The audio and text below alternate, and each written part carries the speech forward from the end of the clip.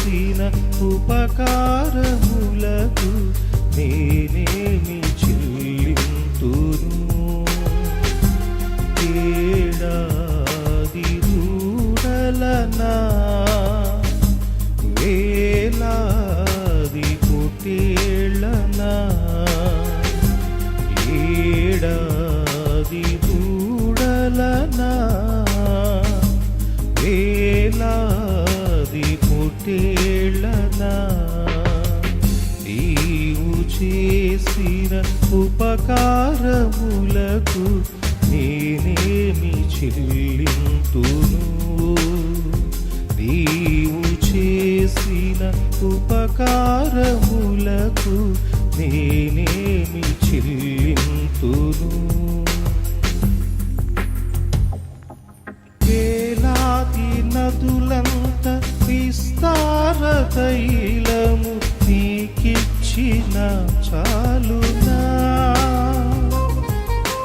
వేలాది నదులంత విస్తార తైలము నీకిచ్చిన చాలునా, గర్భఫలమైన నా జ్యేష్ఠ పుత్రుని నీకిచ్చిన చాలునా, గర్భఫలమైన నా జ్యేష్ఠ పుత్రుని నీకిచ్చిన చాలునా, నీవు చేసిన ఉపకారములకు నేనేమి చెల్లింతును. నీవు చేసిన ఉపకారములకు నేనేమి చెల్లింతును.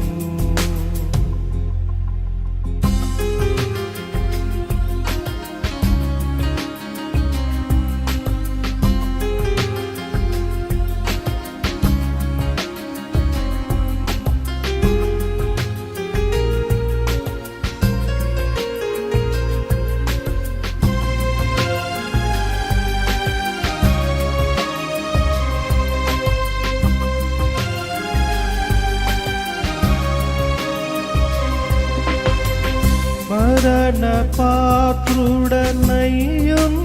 నాకై మరణించితివ సిలువలో,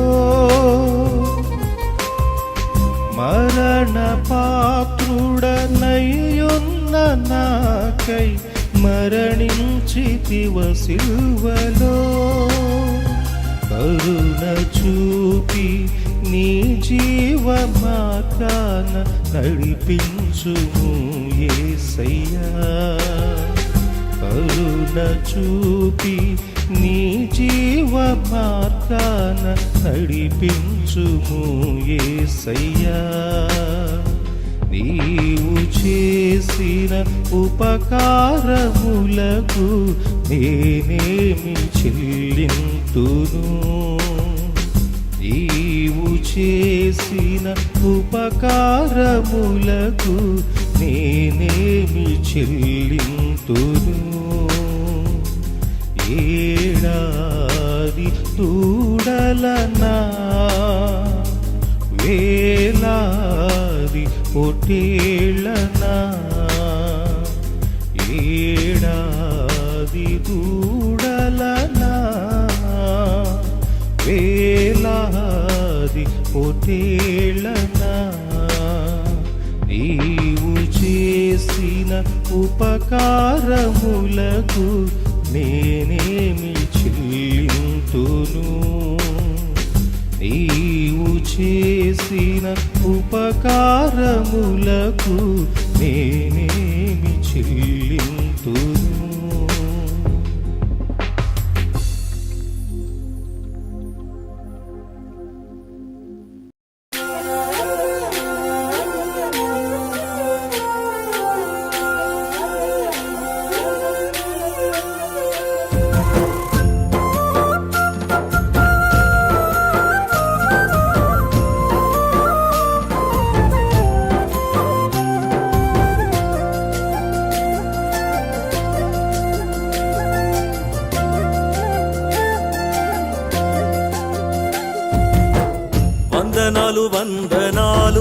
వరాలు పంచే నీ గుణ సంపన్నతకు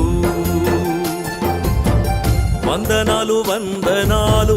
వరాలు పంచే నీ గుణ సంపన్నతకు నీ త్యాగశీలతకు నీ వశమైతినే అతి కాంక్షణీయుడా నా యేసయ్యా. నీ త్యాగశీలతకు నీ వశమైతినే అతి కాంక్షణీయుడా నా యేసయ్యా. వందనాలు వందనాలు. వరాలు పంచే నీ గుణ సంపన్నతకు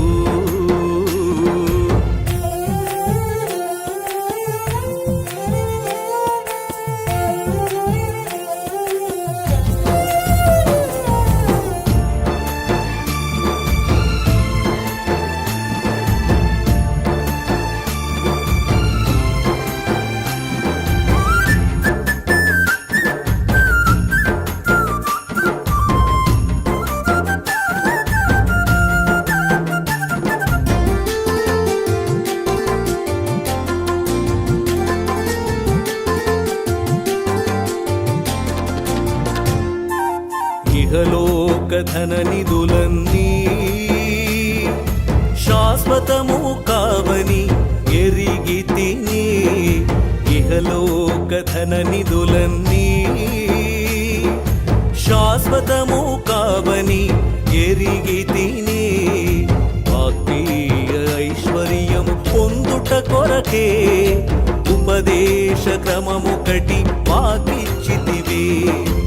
ఆత్మీయ ఐశ్వర్యము పొందుట కొరకే ఉపదేశ క్రమముకటి మాకిచ్చితివే. వందనాలు వందనాలు. వరాలు పంచే నీ గుణ సంపన్నతకు వందనాలు వందనాలు. వరాలు పంచే నీ గుణ సంపన్నతకు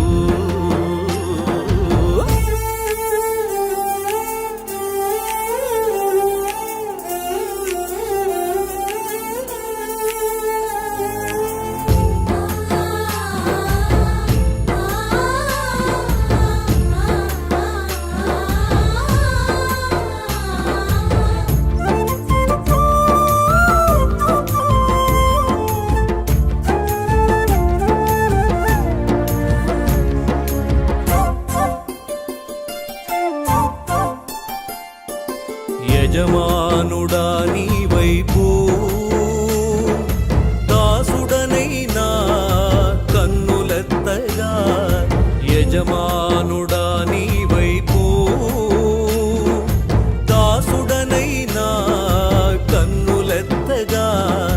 యాజక వస్త్రములతో నన్ను అలంకరించి నీ ఉన్నత పిలుపును స్థిరపరచితివి. యాజక వస్త్రములతో నన్ను అలంకరించి నీ ఉన్నత పిలుపును స్థిరపరచితివే. వందనాలు వందనాలు. వరాలు పంచే నీ గుణ సంపన్నతకు వందనాలు వందనాలు. వరాలు పంచే నీ గుణ సంపన్నతకు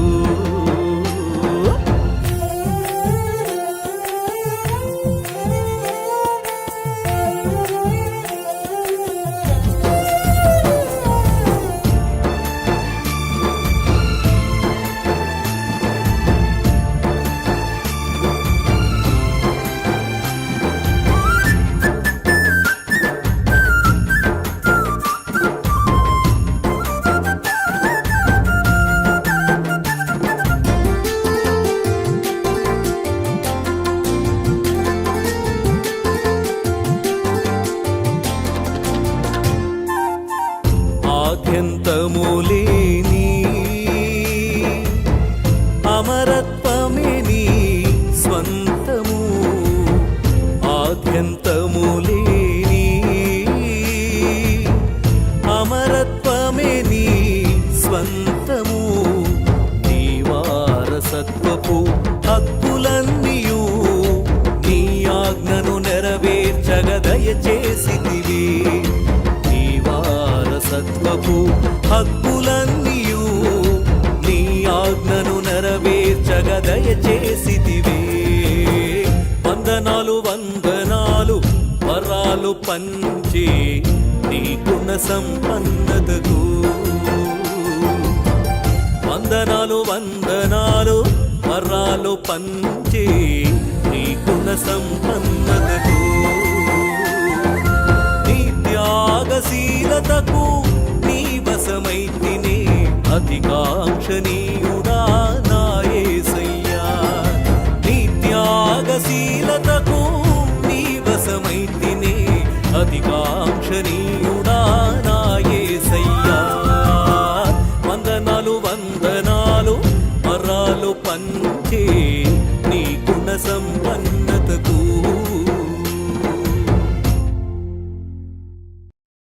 ప్రార్థన చేసుకున్నాం. సకల ఆశీర్వాదములకు కారణభూతులైనటువంటి మా కన్న తండ్రి, తండ్రి కృతజ్ఞతలు, ధన్యవాదాలు తండ్రి. గడిచిన కాలం అంతే మీ యొక్క సజీవమైన రెక్కల క్రింద మమ్మల్ని కాచి కాపాడి సజీవుల లెక్కల్లో మమ్మల్ని ఉంచినందుకు కృతజ్ఞతలు తండ్రి. మీకు పాదాలు వందనములు, ధన్యవాదాలు తండ్రి. మరి ఈ రాత్రికాల సమయమున నీ పిల్లలతో నీ మాటలు గురించి ధ్యానించబోతూ ఉండగా సహాయం చేసి నడిపించండి తండ్రి. మా హృదయాలు మా తండ్రి మీ వాక్యంతో నింపబడి మా జీవితాలను మా కుటుంబాలను కట్టుకునే విధంగా ప్రతి మాట మా తండ్రి మమ్మల్ని బలపరుచుకునే విధంగా మీ చిత్త ప్రకారంగా మీ అధ్యక్షతను నడిపించండి తండ్రి. సహాయం చేయండి తండ్రి, కృప చూపించండి తండ్రి. వినే ప్రతి ఒక్కరు కూడా తండ్రి విని వారిని వారు మోసపుచ్చుకోనకుండా వాక్య ప్రకారంగా ప్రవర్తించినట్లుగా మీ కృప తోడుగా ఉంచి నడిపించండి తండ్రి. సహాయం చేయండి తండ్రి. సమస్త మహిమా ఘనత ప్రభావాలు మా అంతర్ధార మీరే పొందుకుని మా ప్రభువును రక్షకుడైనటువంటి యేసుక్రీస్తు అతి పరిశుద్ధ నామముని ప్రార్థన అడిగి వేడుకుంటున్నాము తండ్రి. ఆమేన్. అందరికీ వందనాలు. కీర్తనల గ్రంథము 3వ అధ్యాయము 1వ వచనం. అయితే మన జీవితంలో ఎన్నో కష్టాలండి. అంటే ఈ కీర్తనలోకి మనం చదవడానికంటే వెళ్ళటం కంటే ముందు లైఫ్లో వచ్చే ప్రతి ప్రాబ్లంకి ఒక్కొక్కరికి ఒక్కొక్కలా ఉంటుంది. అంటే ఫైనల్గా మొత్తానికి భూమి మీద కష్టాలు లేకుండా మంచిగా ఉండే మనిషి అయితే ఎవరు లేరు. కానీ ప్రతి వ్యక్తికి కూడా వారి స్థాయిని బట్టి దేవుడు వారికి నేర్పించాలనుకున్నటువంటి విషయాన్ని బట్టి సమస్యలు అనేవి మనకి వస్తూ ఉంటాయి. అయితే ఇక్కడ కూడా మీరు చూస్తే మరి నా ఇష్టానుసారుడు అని పిలిపించుకున్నటువంటి మరి గొప్ప వ్యక్తి, మరి ఇప్పటికీ మనం అతని పేరు తలుచుకుంటే మహారాజు అని అంటామండి. అతని పేరే దావీదు. మరి దావీదు గారి జీవితంలో కూడా జరిగినటువంటి ఒక సంఘటనను మనం చూసి మరి దాని నుంచి మనం ఏం తెలుసుకోవాలి, ఆ వాక్యంలో నుంచి మనం ఏం నేర్చుకోవాలి, ఎలా ధ్యానించాలి అనే విషయాలు మనం ఇప్పుడు చూద్దాం. అయితే కీర్తనల గ్రంథము 3వ అధ్యాయం మీరు చూస్తే పైన టైటిల్ చక్కగా దేవుడు రాయించాడు మన కొరకే. అబ్షాలోము తన కుమారుని ఎదుటి నుండి పారిపోయినప్పుడు దావీదు రచించిన కీర్తన. అంటే సందర్భం మీరు ఇక్కడ దావీదు గారి గురించి చాలామందికి తెలుసు, నేను చాలా ప్రసంగాల్లో చెప్పున్నాను, మీరు వినే ఉన్నారు. మరలా వాటి గురించి నేను చెప్పాలనుకోవట్లేదులే. కానీ దావీదు గారి గురించి తెలియని వాళ్ళు ఎవరు ఉంటారండి అయినా కానీ నేను అనుకోవడం. కానీ అబ్షాలోమును తన కుమారుని ఎదుటి నుండి పారిపోయినప్పుడు, ఒక తండ్రి ఒక కుమారుని దగ్గర నుంచి పారిపోవాల్సిన పరిస్థితి. కడుపు నింపుతున్నటువంటి బిడ్డ తనకి రెక్కలు వచ్చిన తర్వాత మరి ఎదిగిన తర్వాత అలాంటి వ్యక్తి మరి ఇశ్రాయేలు రాజ్యం మొత్తం, అంటే ఒక దేశం మొత్తం కూడా రాజు అని పిలవబడుతున్నటువంటి గొప్ప వ్యక్తి. మరి చిన్న వయసులోనే గొలియాత్ అనే ఒక మహా దుష్టుడు, మహావీరుడు, మహాశూరుడు యొక్క తలను తెగనరికి తెచ్చినటువంటి వీరుడు దావీదు. వీళ్ళరా దావీదు గారి గురించి మనం చదువుకుంటే చాలా వచనాలు ఎలా ఉంటుందంటే, యుద్ధం చేయడానికి దావీదు కనుక వెళ్తే వారి వారి గుండెలు కరిగిపోయాయి. లేదంటే వారి గుండెల్లో రైళ్లు పరిగెత్తాయి అనే విధంగా చాలా సందర్భాల్లో మనం చూస్తామండి. అసలు కత్తి వాడటం తెలిసిందే దావీదు గారికి అన్నట్టుగా ఆయన లైఫ్‌లోకెళ్ళి మనం ఆయన చేసినటువంటి యుద్ధాల గురించి మనం చూస్తే మనకు అర్థమవుతది. అంత గొప్ప వీరుడు, అంత గొప్ప శూరుడు అయినటువంటి దావీదు గారు ఎవరికి భయపడి పారిపోతున్నాడయ్యా అంటే, ఎవరిని ఉద్దేశించి పారిపోతున్నాడయ్యా అంటే, ఎవరికి ఎవరి దగ్గర నుంచి తప్పించుకుంటున్నాడయ్యా అంటే, చూడండి ఎంత బాధాకరం అంటే ప్రియులారా, ఎంత వేదన చెందే మాటలంటే, ఎంత వేదనకరమైనటువంటి సిట్యుయేషన్ అంటే, తన కుమారుని ఎదుట నుండే పారిపోయే సిట్యుయేషన్. ఈనాడు మరి చాలామంది భక్తులుగా, మరి నీతిమంతులుగా బ్రతుకుతున్నటువంటి ఎంతోమంది తండ్రులకి మరి పిల్లల దగ్గర నుంచే అవమానకరమైనటువంటి మాటలు. మరి పిల్లలే కడుపున పుట్టినటువంటి పిల్లలే మరి నువ్వు ఎందుకు బ్రతుకుతున్నావు? నీ జీవితం ఏంటి? అని నిలదీసే పరిస్థితులు. మరి నీతిమంతులుగా బ్రతుకుతున్నటువంటి పిల్లలకు కూడా తల్లిదండ్రుల దగ్గర నుంచి రిస్ట్రిక్షన్స్. మరి నీతిమంతులుగా బ్రతుకుతున్నటువంటి తల్లిదండ్రులకు కూడా పిల్లల దగ్గర నుంచి రిస్ట్రిక్షన్స్. పిల్లల దగ్గర నుంచి కండిషన్స్. మరి పాపమే చేయకుండా బ్రతికే భార్యకి కూడా మరి భర్త దగ్గర నుంచి రిస్ట్రిక్షన్స్. సువార్త ప్రకటన కొరకు వెళ్ళినటువంటి లేదంటే సువార్త కొరకు జీవించే భర్త కలిగి ఉన్నప్పటికీ మరి దేవునికి కృతజ్ఞతలు చెల్లించాల్సింది పోయి అనుమానాస్పదంగా చూడటం.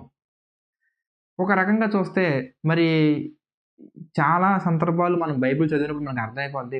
గొప్ప గొప్ప యుద్ధాలు చేసినటువంటి వీరులు, శూరులు గూడా ఇంట్లో వచ్చి యుద్ధాల విషయంలో చాలా కలత చెందుతున్నట్టుగా, బాధపడుతున్నట్టుగా, వేదన చెందుతున్నట్టుగా మనం చూస్తామండి. ప్రియులారా మరి ఈ వర్తమానం చూస్తున్నటువంటి నువ్వు ఎలాంటి రోల్‌లో ఉన్నప్పటికీ, ఎలాంటి పాత్రలో నువ్వు ఉన్నప్పటికీ, ఒక తండ్రి పాత్రలో ఉన్నావా? తల్లి పాత్రలో ఉన్నావా? పిల్లల పాత్రలో ఉన్నావా? లేదంటే ఒక అత్త పాత్రలో ఉన్నావా? కోడల పాత్రలో ఉన్నావా? ప్రభువు నీకిచ్చినటువంటి రోల్ ఏదైనప్పటికీ మరి ఆ స్థితిలో నువ్వు ఉన్నప్పుడు మరి ఎదుటివారిని చూసే కోణం ఎలా ఉంటుంది? మరి నీకు సువార్త కోసం ఆలోచించేవాళ్ళు, దేవుని ప్రేమ గురించి తెలియజేసేటువంటి వారు, దేవుని మనసు గురించి తెలియజేసేటువంటి వారు ఉన్నప్పుడు మరి అలాంటి వారిని గౌరవిస్తున్నావా? లేదంటే మరి నీతిమంతుడిగా బ్రతికే తండ్రిని మరి పారిపోయేలా చేసినటువంటి ఇతని జీవితం గురించి తలుచుకుంటేనే మనకి ఒక రకమైనటువంటి బాధాకరంగా కనిపిస్తుందంటే, మరి పారిపోయే మరి ఆ తండ్రి యొక్క మనసు ఎలా ఉంటదో ఒక్కసారి మనం ఆలోచించాలి. నేను అర్థం చేసుకుంటాను బ్రదర్. నాకంటే బాగా దేవుడు ఇంకా బాగా అర్థం చేసుకుంటాడు బ్రదర్. నీ స్థితి ఎలా ఉందో దేవుడికి బాగా తెలుసు బ్రదర్. కానీ దేవుడు అంటున్నాడు, దిగులు పడకు, చింతపడకు, చింతించకు. నిన్ను నేను చూసి ఉన్నాను. నీ మొర నేను ఆలకిస్తున్నాను అని దేవుడు చెప్తున్నాడు బ్రదర్. అలాంటి మరి బాధల్లో ఉన్నప్పటికీ మరి మనం ఎక్కడ పడిపోతామా? ఎక్కడ దెబ్బతింటామా అని చూసే శత్రువులు గూడా మనకి ఉండకపోవటానికి పెద్ద ఆశ్చర్యం ఏమి లేదండి. ఎందుకంటే వాళ్ళ ఇష్టానుసారంగా మనం జీవించట్లేదు కాబట్టి, దేవుని ఇష్టానుసారంగా మనం బ్రతుకుతున్నాం కాబట్టి, ఇంట్లో నుంచే శత్రుత్వాలు రావచ్చు, లేదంటే వీధిలో నుంచైనా రావచ్చు, లేదంటే మనం పనిచేసే కంపెనీల నుంచైనా రావచ్చు, మన చుట్టుపక్కల ప్రజల్లో నుంచైనా రావచ్చు. మరి అలాంటి శత్రువులుగా ఉన్నటువంటి వారు మరి మన యొక్క స్థితి అలా మారిపోయినప్పుడు వాళ్ళు నిందించేటప్పుడు ఆ మాటలకి దయచేసి భయపడొద్దు, దయచేసి బాధపడొద్దు, కృంగిపోవద్దు. మరి దావీదు గారి జీవితాన్ని కూడా మనం దగ్గర నుంచి ఈరోజు కొంతసేపు మనం చూడగలిగితే మరి ఆయన జీవితంలో కూడా అలాంటి మాటలే వచ్చాయి. అలాంటి మాటలే వచ్చాయండి. చూడండి ఇప్పుడు చూద్దాం అలాంటి సందర్భంలో మరి బ్రదర్స్ మీరు ఆలోచించండి. ఒక మహారాజుగా బ్రతికే వ్యక్తి మహారాజు పారిపోతున్నాడంటే అది ఎవరికి పారిపోతున్నాడయ్యా అంటే ఏదో పక్క దేశాల నుంచి వచ్చే ఫిలిస్తీన్లకు కాదు, పక్క దేశాల నుంచి వచ్చే మోయాబీలకు కాదులే కానీ మరి సొంత దేశంలో, సొంత గృహంలో మరి కడుపున పుట్టినటువంటి ఒక బిడ్డకి పారిపోతున్నాడంటే ఎలాంటి పరిస్థితి అంటారండి?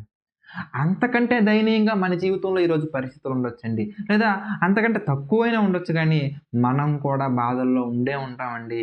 బాధలు లేనటువంటి మనుషులే లేరు కానీ ఆ బాధల్లో మనం దేవుణ్ణి అవమానించకూడదు కానీ, దేవుణ్ణి నిందించకూడదు కానీ, దేవుణ్ణి శోధించకూడదులే కానీ దేవుడి యొక్క మనసును తెలిసినటువంటి వ్యక్తిగా, దేవుని ఇష్టానుసారుడిగా పిలవబడినటువంటి మరి వ్యక్తిగా కనబడే దావీదు గారు ఏం చేశారో మనం చూస్తే ఒక కీర్తన రాశాడండి.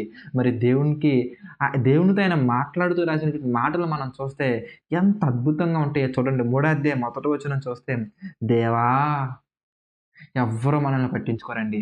ఎవ్వరు మన దగ్గరికి కూడా రారండి. మనల్ని ఆదరించేవాడు, మనం ముసలివారైనప్పటికీ కూడా ముద్దాడే వ్యక్తి, మనం ఎలాంటి స్థితిలో ఉన్నప్పుడు కూడా కౌగిలించుకునే వ్యక్తి, మనం ఎలాంటి ఇబ్బందుల్లో పడిపోయినా కూడా కునుకకుండా, నిద్రపోకుండా నీ పాదాల వైపు, నీ మాటల వైపు, నీ అడుగుల వైపు ఒక తండ్రి కుమారుణ్ణి చూసినట్టుగా అంతకంటే గొప్పగా మరి ఎవ్వరూ చూడలేనంత ప్రేమతో, అదే శాశ్వతమైన ప్రేమతో నిన్నే చూసే దేవుడు ఎప్పుడూ నీతోనే ఉంటాడనే విషయం మాత్రం మర్చిపోకండి. ఆయనకి మనం ఎలాంటి రిలేషన్ ఇచ్చినా కూడా చాలా తక్కువ అనిపిస్తుంది. అందుకే మరి యోహాను గారు ఆయన గురించి అంటారు, దేవుడు ప్రేమ స్వరూపి. దానికి ఫుట్‌నోట్‌లో ఉంటదండి, దేవుడు ప్రేమై ఉన్నాడు. అంటే ఇంక వేరే లేవు ఇంక. అంటే ఎంత ప్రేమిస్తాడు అని చెప్పడం కంటే ఆయనే ప్రేమ అంటే సరిపోతుంది కదా అనుకున్నాడేమో. బహుశా దేవుడు ఈజ్ ఈక్వల్ టు ప్రేమ. అందుకే చాలా చోట్ల ఫేస్‌బుక్‌లో కూడా ఒక కొటేషన్, ఒక పిక్ షేర్ చేస్తా ఉంటారు. God is equal to love. Nothing but God is love. దేవుడు ప్రేమై ఉన్నాడు. దేవుడు ప్రేమ అంటే. దేవుడు మనల్ని ప్రేమిస్తున్నాడు అనటం కంటే దేవుడే ప్రేమ అండి. మరి అలాంటి వ్యక్తి మనకున్నాడు. మరి మనకు కష్టాలు వచ్చినప్పుడు కూడా, మనకు శ్రమలు వచ్చినప్పుడు కూడా మొట్టమొదటిగా అనటం కంటే కూడా ఆధారపడవలసింది మనం ఒకవేళ ప్రభువు మీద ఆధారపడితే ఎంత గొప్పగా ఉంటుందంటే అంటున్నాడు, దేవా నన్ను బాధించువారు ఎంతో విస్తరించి ఉన్నారు. ఎంత వేదనకరంగా చెప్తున్నాడండి. ఇంకా అంటున్నాడు, నా మీదకి లేచువారు అనేకులు. నిజమండి. ఇదే సమయం అనుకుంటారు. ఇదే అనుకూల సమయం అనుకుంటారు. అదే అనుకూల సమయం అనుకుని ఎన్ని రకాలుగా మనల్ని నిందిస్తారంటే, ఎంత మనల్ని శోధిస్తారంటే, మరి దావీదు గారి జీవితంలోకి కూడా వెళ్ళి చూస్తే ఆయన అంటున్నాడు, దేవుని వలన అతనికి రక్షణ ఏమీయు దొరకదని నన్ను గురించి చెప్పువారు అనేకులు. ఇంక దేవుడే నిన్ను రక్షించలేడు అన్నారా మనల్ని కూడా? అనే ఉంటారండి. దేవుడే నీకు దిక్కు అని తిట్టినా ఒక అర్థం గాని, దేవుడు కూడా నిన్ను కాపాడలేడు, దేవుడు కూడా నిన్ను వదిలేశాడు అనేవారు ఒకరు కాదులే గాని, ఇద్దరు కాదులే గాని అనేకులంటే ప్రియులారా, మరి మనం ఇమాజినేషన్ చేసుకోవచ్చు. మన జీవితాన్ని చూసి నవ్వే వాళ్ళు కూడా చాలామంది ఉన్నారు. మన జీవితాన్ని చూసి హేళన చేసేవారు కూడా చాలామంది ఉన్నారు. అది బయట వాళ్ళు కాకపోవచ్చేమో కానీ ఇంట్లో వాళ్ళే అయ్యి ఉండొచ్చు. అయినా కానీ భయపడకు. ఇంట్లో వాళ్ళ నుంచే శత్రుత్వం వస్తుందని మనం మరి బాగా ఇష్టంగా బ్రతికినటువంటి, దేవునికి ఇష్టంగా బ్రతికినటువంటి దావీదు గారి జీవితం మనకి బెస్ట్ ఎగ్జాంపుల్ అండి. మరి ఆయన జీవితంలో నుంచి, ఆయన అనుభవంలో నుంచి మనం నేర్చుకోవాల్సింది, కష్టాలు వచ్చినప్పుడు కృంగిపోకూడదు, శ్రమలు వచ్చినప్పుడు సన్నగిల్లకూడదు. మనకు వచ్చే కష్టం మనం చేసిన పాపం వలన అయి ఉండొచ్చు, మనం దేవునికి అవిధేయంగా ఉండటం వలన అయి ఉండొచ్చు, దేవుడు మన విశ్వాసానికి పెట్టే పరీక్ష అయి ఉండొచ్చు, సాతాను మనల్ని శోధించే శోధన అయి ఉండొచ్చు. అది ఏదైనా కానీ దేవుడి దగ్గర నుంచి మనం వెనకడుగు వేసి వెళ్ళకూడదు, దేవునికి దూరంగా వెళ్ళిపోకూడదు. అలా వెళ్ళకుండా మరి ఏం చేయాలంటే దేవుడి మీద ఆధారపడాలి, దేవుని సన్నిధిలో గడపాలి. ఆయన అంటున్నాడు, ఈ దావీదు గారు ప్రార్థన చేస్తున్నాడు, దేవా నన్ను బాధించువారు అనేకులు. నిజమండి. ఇలాంటి పరిస్థితుల్లో మనం ఒకవేళ దుష్టుల దగ్గరగా మనం ఉంటే, దుష్టులతో సహవాసం చేస్తే మన జీవితాన్ని మనం ఇంకా కృంగ తీసుకున్న వారుగా మారిపోతాం, ఇంకా నలగొట్టుకున్న వారుగా మారిపోతాం, ఇంకా అవిధేయంగా దేవుడికి మారిపోతాం. అలాంటి సందర్భాల్లో మరి ఏం చేయాలని చెప్పేసి మరి ఇదే కీర్తన గ్రంథంలో చెప్తున్నాడు. భక్తులు చక్కగా రాస్తున్నాడు ఏంటంటే, అపహాసకులు కూర్చుండు చోట కూర్చుండక, అలాంటి ప్లేసులో మనం ఉండకుండా ఏం చేయాలంటే దేవారాత్రము దేవుని ధర్మశాస్త్రం ధ్యానించాలి. అలాంటి పరిస్థితుల్లో మనకి ఓదార్పిచ్చేది దేవుడి మాట. అలాంటి పరిస్థితుల్లో మనం లోకాన్ని జయించాలంటే విశ్వాసం. అలాంటి విశ్వాసం ప్రభు వాక్యం వల్ల వస్తుంది. ఆ వాక్యాన్ని మీరు చదువుకోండి, దేవుని వాక్యాన్ని ధ్యానించండి, ప్రార్థనలో గడపండి, దేవుని సన్నిధిలో ఉండండి. అలా ఉంటే ఒకవేళ ఇలాంటి మాటలు నువ్వు మాట్లాడతావు. ఎలాంటి మాటలు చూస్తారా? ఒకసారి దావీదు గారు అంటున్నారు, దేవా 3వ వచనం, నీవే నాకు కేడెముగాను, నీవే నాకు అతిశయాస్పదముగాను, నా తల ఎత్తువాడవుగాను ఉన్నావు. ఆమెన్. ఎలాంటి పరిస్థితుల్లో మనం ఉన్నా కానీ ప్రియులారా, ఎంతమంది మనల్ని నిందించినా కానీ, ఎంతమంది మనల్ని అవమానపరిచినా కానీ, మన తల ఎత్తేలా చేసేది, మనం తల ఎత్తుకుని జీవించేలా చేసేది మన దేవుడు మాత్రమే. కాబట్టి కృంగిపోకు, సన్నగిలకు నీ పాదము తొట్టిల్లనీయకు, నీకు ఆయన వెలుగుగా ఉన్నాడు. ఎలాంటి పరిస్థితులైనా కానీ, ఎలాంటి సిచ్యువేషన్స్లో అయినా కానీ ప్రార్థన చేయటం మర్చిపోకు, వాక్యాన్ని ధ్యానించడం విడిచిపెట్టకు, దేవునికి దూరంగా వెళ్ళిపోకు, అపహాసకుల దగ్గరికి చేరకు, దుష్టుని కౌగిల్లోకి అసలు వెళ్ళకు. మరి దేవుని ఆలోచనలను జీవించు, దేవుని ఆలోచనలోనే బ్రతుకు, దేవుని వాక్యాన్ని ధ్యానించు. నువ్వు అలా ధ్యానించగలిగితే ఇలా నువ్వు దావీదు గారిలా గొప్పగా ప్రార్థన చేయగలవు. నీ జీవితం కూడా దావీదు గారిలా నిలబడుతుంది. ఒకానొక రోజున ఆయన అంటాడు, బలా నమ్మకమైన దాసుడా, బలా మంచి దాసుడా అంటాడు. దావీదు గారిని హెచ్చించినట్టుగా నిన్ను కూడా హెచ్చిస్తాడు. దావీదు గారి జీవితాన్ని గొప్ప స్థితిలో పెట్టినట్టుగా నీ జీవితాన్ని కూడా పెట్టదలుచుకున్నాడు దేవుడు, పెట్టాలని ఆశపడుతున్నాడు. అయితే నువ్వు చేయాల్సిందల్లా నీకున్నటువంటి ఈ కష్టాలను బట్టి, నీకున్నటువంటి ఈ బాధలు బట్టి, నీకున్నటువంటి ఈ వేదనలను బట్టి దిగులు పడకుండా, చింతించకుండా, కృంగిపోకుండా దావీదు గారిలా ప్రార్థన చేయి. దావీదు గారిలా దేవునికి మొరపెట్టు, దావీదు గారిలాగా నిలబడు, దావీదు గారిలాగా పోరాడు, దావీదు గారిలాగా జయించండి ప్రియులారా. ఒకసారి మనం మళ్ళీ చదువుకుందాం. ఈ దినాన నీ సిచ్యువేషన్ కూడా ఎలా ఉందేమో, నీ పరిస్థితి కూడా ఎలాగే ఉందేమో ప్రార్థించు, ఇలాగే ధ్యానించు, దేవుని సన్నిధిలో గడుపు. చూడండి ఎంత బాధపడుతూ చెప్తున్నాడంటే దావీదు గారు, దేవా నన్ను బాధించేవారు ఒకరిద్దరు కాదు, ఎంతో మంది విస్తరించి ఉన్నారు, నా మీదకు లేచేవారు కూడా అనేక మంది ఉన్నారు. నువ్వు బయటికి వెళ్తే అవమానపరిచేవారు ఉంటారు, నువ్వు ఉద్యోగం చేస్తున్నప్పుడు అవమానపరిచేవారు ఉంటారు, నువ్వు కూర్చున్నా, పడుకున్నా, లేచినా, నడిచినా, అనుక్షణం అడుగడుగు ప్రతి చోట కూడా మనల్ని అవమానపరిచేవారు, మన మీదకి వచ్చేవారు, మనల్ని అంతం చేయాలనుకునేవారు, మన మీద పంతంగా ఉండేవాళ్ళు ఉంటారండి, ఉన్నారు కూడా చాలామంది భక్తుల జీవితాల్లో.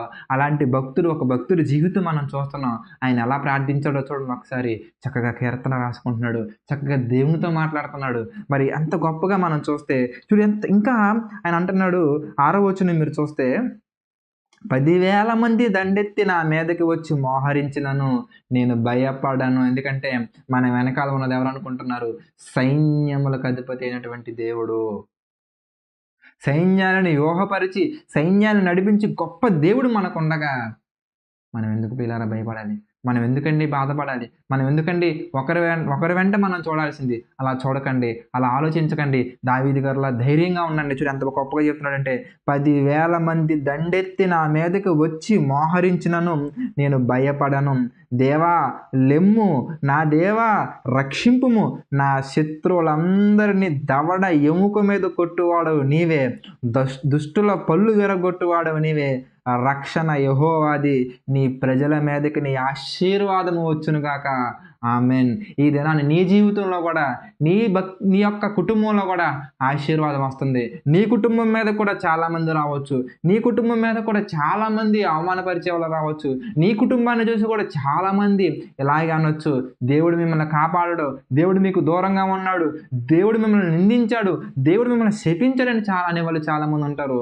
మన జీవితాన్ని కృంగదీసే వాళ్ళు చాలామంది ఉంటారు. ఎందుకంటే లోకము దుష్టుని వశంలో ఉంది కాబట్టి అలాంటి వారే మన కళ్ళ ముందు ఉంటారు, అలాంటి వారే మన చుట్టుపక్కల ఉంటారు. అలాంటి వారు 10,000 మంది నిన్ను మోహరించిన భయపడొద్దు. ఎందుకంటే దేవుడు అంటున్నాడు, ఆయన ఆశీర్వాదము ఆయన ప్రజల మీదకి వస్తుంది. తగిన సమయం వస్తుంది, తగిన సమయంలో ప్రభు మిమ్మల్ని హెచ్చిస్తాడు, తగిన సమయంలో నిన్ను హెచ్చిస్తాడు. రక్షణ అందించేవాడు దేవుడు, యుద్ధము యెహోవాది. కాబట్టి నీవు కూడా ఈరోజు మరి దిగులు చెందకుండా, కలత చెందకుండా నిలబడాలని ఆశిస్తున్నాను, కోరుకుంటున్నాను. ప్రార్థన చేసుకుందాం ప్రియులారా. ప్రార్థన. దయ కలిగినటువంటి, ప్రేమ కలిగినటువంటి మా కన్న తండ్రి, కృతజ్ఞతలు, స్తుతులు, స్తోత్రములు తండ్రి, సకల ఆశీర్వాదములకు కారణభూతుడైనటువంటి మా దేవా తండ్రి, మరి దావీదు గారి జీవితం ద్వారా మాతో మాట్లాడారు. నీ వాక్యాన్ని ధ్యానించినప్పుడు మాకు గొప్ప ఆశీర్వాదకరమైనటువంటి మరి మా జీవితాలను నెమ్మదిపరిచే మాటలు మాతో మాట్లాడేందుకు కృతజ్ఞతలు, ధన్యవాదాలు, స్తుతులు, స్తోత్రములు తండ్రి. ఈ దినాన ఎంతోమంది తండ్రి మరి అనేకమైన సమస్యలతో పోరాడబడుతున్నారు తండ్రి. వారందరినీ జ్ఞాపకం చేసుకుని తండ్రి కృప చూపించి నడిపించండి తండ్రి. మరి ఈ ఆరాధనలో పార్టిసిపేట్ చేసిన ప్రతి కుమారుని, కుమార్తెని మీరు జ్ఞాపకం చేసుకోండి. వారి కుటుంబాలను మీరు జ్ఞాపకం చేసింది, ఆశీర్వదించండి తండ్రి. మరి నిజమే ప్రభువా, మా జీవితాలను వెంటాడేవారు, మా జీవితాలను చూసి నవ్వేవారు, మా జీవితాన్ని చూసి అవమానపరిచేవారు, అవమానంగా అపహసించేవారు ఎంతోమంది ఉన్నారు తండ్రి. అలాంటి సందర్భాల్లో కృంగిపోకుండా మరి దావీదు గారి జీవితం ద్వారా చాలా విషయాలు మాకు నేర్పించారు. అందుకు కృతజ్ఞతలు తండ్రి. మరి యేసుక్రీస్తు వలె తండ్రి మరి మిమ్మల్ని నమ్ముకున్నటువంటి మేము ఎక్కడ కూడా మా తండ్రి అవమానపరచబడకుండా, నిందింపబడకుండా, సిగ్గుపడకుండా తండ్రి నిలబడినట్లు కృప చూపించండి, శక్తినివ్వండి, నడిపించండి తండ్రి. మీ చిత్తమైతే మరొకసారి మేమందరం ఈ మాటలు ధ్యానించే భాగ్యాన్ని అందించండి, నడిపించండి, సహాయం చేయండి, కృప చూపించండి. సమస్త మహిమ ఘనత ప్రభావాలు మా అందరి ద్వారా మీరే పొందుకోమని మా ప్రభువును మీ కుమారుడైనటువంటి యేసుక్రీస్తు పరిశుద్ధ నామమున ప్రార్థన అడిగి వేడుకొనుచున్నాము తండ్రి. ఆమేన్.